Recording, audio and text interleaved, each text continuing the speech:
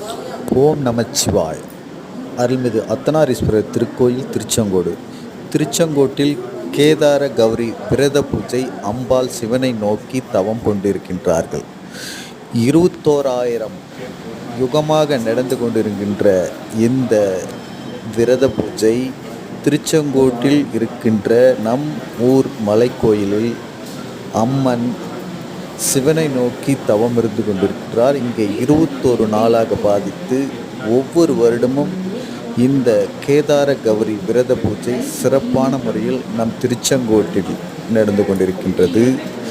இதில் பார்வதி தேவியார் சிவபெருமானை நோக்கி அர்த்தநாரீஸ்வரராக இணைவதற்காக தவம் கொண்டிருக்கின்றார்.